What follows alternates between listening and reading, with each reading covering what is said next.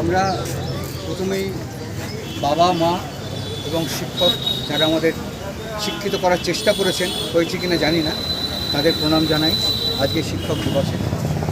সেই সঙ্গে শিক্ষার সঙ্গে সম্পৃক্ত যে অশিক্ষা, যার ফল দেখতেই পাচ্ছেন, সেটা যেন আমরা বর্জন করি।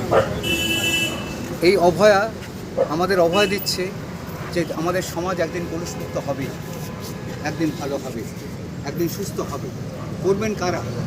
আজকের যারা বাবা মা তাদের সন্তান সন্ততিদের শুধুমাত্র শেখাবেন না কী করে ফার্স্ট হওয়া যায়, কী করে বেশি বেশি নম্বর পাওয়া যায়, কারণ ওগুলো টুকেও পাওয়া যায়, কিন্তু মনুষ্যত্ব যদি তৈরি না করতে পারি আমরা, তাহলে আমাদের সমাজে এই মানুষটা থাকবেই।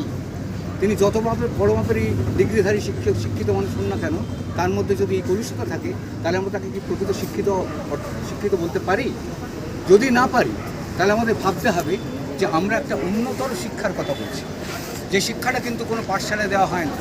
কোনো স্কুল আছে যেখানে মনুষ্যত্বের পাঠ দেওয়া হয়? কোনো স্কুল আছে? আমার জানা নেই। ওই থাকে আপনারা প্লিজ এখান থেকে বলুন। সেখানে কি আমরা পড়াই?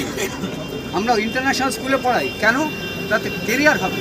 কেরিয়ার তো নিশ্চয়ই প্রয়োজন, মানুষের জীবিকার প্রয়োজন নিশ্চয়ই, কিন্তু তাকে অসৎ করে রোজগার করতে হবে, এর তো কোনো কাজের কথা নেই। ফলে আমাদের আজকে আমরা যে সমস্ত শিক্ষকের কাছ থেকে যে শিক্ষা পেয়ে এসেছি, আমার বাবা মা সমেত, তাদের কাছে আমরা এই অঙ্গীকার করছি, অন্তত আমি তো করছি, যে আমি যেন আজকের থেকে আরেকটু বেশি ভালো মানুষ হবার